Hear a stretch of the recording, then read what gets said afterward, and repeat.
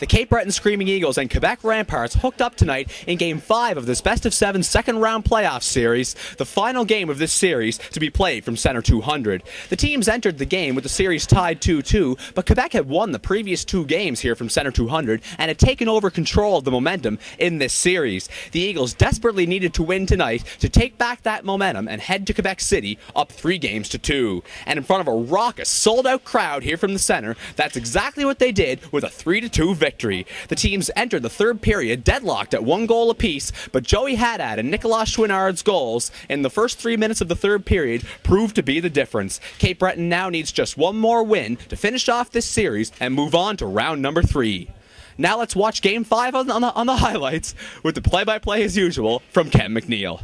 Back for Cape Breton, slashed and whacked by Kudrashev. Jumped in and Haddad will go get it himself as he knocks it into the ice. Haddad is a real horse hook there for Cape Breton, trying to handle the puck. And now Joey Haddad wants to be careful he doesn't take a penalty. He tends to do that when he's a bit tired. Good door, good push. Here it is. Lavigar, white man coming. There!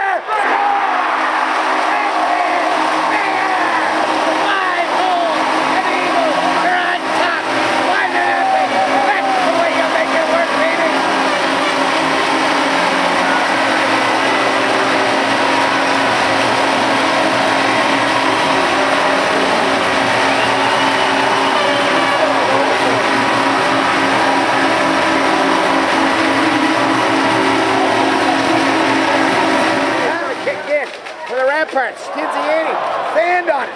Here's the chance in front. They score. Stefanovic. And Michael Stinziani fanning on a puck. Cannot get it out. And Stefanovic buries it. And it's a power play goal. And it's a costly penalty taken by Nick McNeil. As all momentum. Now Eagles change it on the fly. Breakaway pass. Tessier's in. Shot. Saved by Waugh.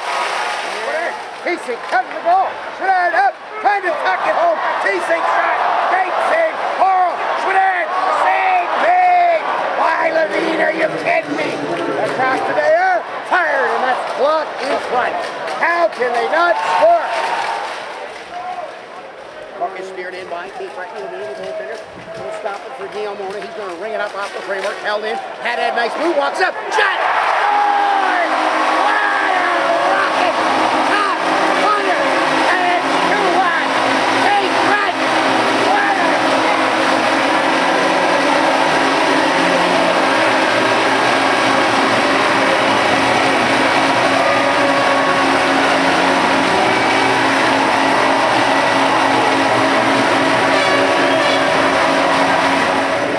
a puck to Kelly on the left point. Chouinard is up off the circle. Here's the feed, the shot.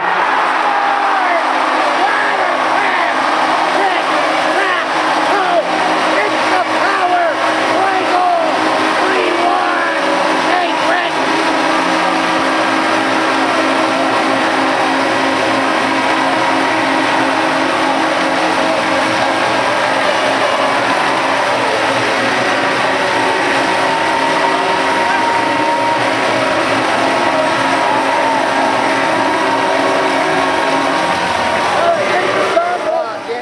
Stop it. It reflects the Stinziani. He can't play it. Here's the drive. Shot in front. Rebound. They score. Again, a puck right next to Michael Stinziani. And he can't find it to get it out.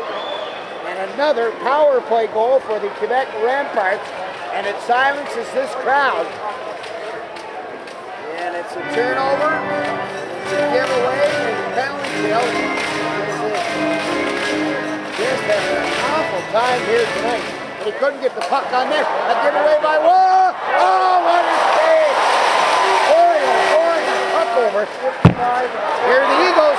Here's Culligan, fires, save, rebound, kicked out. Penalty coming to the Ramparts. It is dumped off. Wardor finds it, trying to pound it off the glass. Ward trying to step up. Centering pass, broken up by the Eagles. Now to the point. Guillaume Mona across to Marshall. Marshall shot, and that's stopped. Loose puck. All to get away by McDougall. Final seconds, the shot. Stopped by Ward. He pitches it up. Yes, sir. That's gonna do it, baby. Cape Breton. And they win it. 3-2 over the Ramparts. And Cape Breton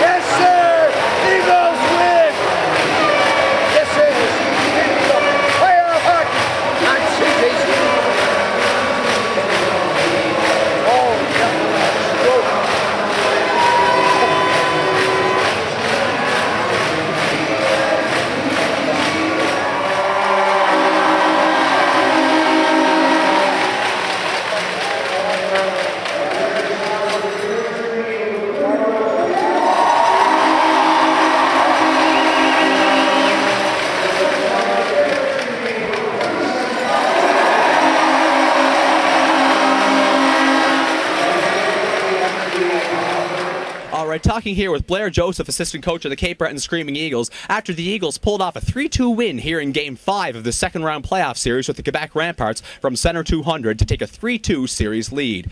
Blair, the Eagles lost the previous 2 games here from Center 200, and Quebec seemed to really take over the momentum of this series. In the day off between games, what did you guys, as a coaching staff, do game plan-wise to prepare this team for Game 5? Well, you know, Ryan, I thought that the game, though we lost the both games, I thought we played very, very well. We watched the games on video, and we felt that we had the territorial playing again. We outshot them both games, but we just couldn't seem to capitalize. One of the big things that we changed was the forecheck. We tried to go cross-ice stumping, keep the puck away from the goalie because he handles it very, very well. And then we had the guys going in. The first 4 were going to just taking the ball, and the other guys supporting them. And I found that Quebec were kind of worried about that, and I think they were a little shy. And that created a lot of turnovers, a lot of scoring opportunities. So I thought that was a big thing that we done differently this game. Now, a lot of people going into this series felt that one of the advantages the Eagles had over Quebec was in the physical play department. How did you feel about that aspect of the Eagles game tonight? Well, you know, there's one guy that really comes to my mind is Brad Tasink. He's a guy that is a defenseman, and we converted him over to a forward because of losing Robert Slaney. He finished every check big time. He had a couple, 3 or 4 golden opportunities, and he was a real presence out there. He's 6'4", 230 pounds, and he used the size, and he was very intimidating. So that was one big plus. I thought the defense played very solid also, and of course Joey had it, finishes every check. So, you know, I was very pleased with the physical side of it. Now, the Eagles' power play struggled pretty badly in games 3 and 4, going, I think, just 1 for 16 in the 2 games, but the power play came up with the winning goal tonight. How do you feel the Eagles' power play is performing right now, going into games 6 and 7 in Quebec? Well, you know, sometimes you don't go because of, like, the stats, like if you don't score it. Well, the big thing with the power play is as long as you get good opportunities to score, and if the goalie comes up big, well, you're still doing the right thing because you're putting the puck there. But the big move tonight also was that we put Chenard back on the first-line power play with Joey and Cully, and he's got to score to win a goal. He has a bullet from the side there, the face-off dot, and we put him there. We tried to feed him, and he got a lot of wood on that one tonight. That was a winning goal. So you know, you got him on one side, Joey Hattie on the other, and Culligan setting him up with the other 2 players, Michael Ward and Nick McNeil in front of the net. And I thought tonight it was very, very strong. 2 days off going into Quebec for games 6 and 7. Just how much will those 2 days off help towards the injured players, especially, of course, Robert Slaney? Yeah. Well, you know, right now we're a tired hockey team, but what you got to say to yourself, they're just as tired as us because they're going through the same process. The rest is going to help a lot.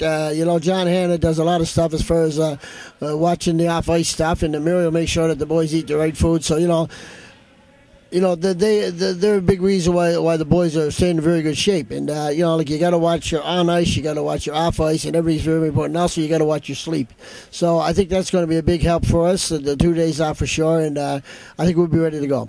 2 years ago against Val-d'Or, the Eagles held a 3-2 series lead heading to games 6 and 7 in Val-d'Or. Unfortunately, they lost both games. What can you guys take from that experience going into games 6 and 7 at the Colisée in Quebec City? Well, you got to show up for one thing. You got to show up. You got to be confident that you can beat that hockey team. You know, we're a terrific road team this year. I think we broke the record with over 20 wins on the road. And we often say to the guys, even though the Coliseum holds about 16,000 people, the ice surface is the same size as Center 200. And if they get in the right focus, in the right bubble, and they get mentally ready to go, we're going to be fine. I don't think we're scared to go up there and play the 2 games. So we're hoping it's only going to be 1. But it's nice to have that cushion game in case the first one doesn't work. Bearcat, congratulations on the win tonight, and thanks for your time. That's right. That's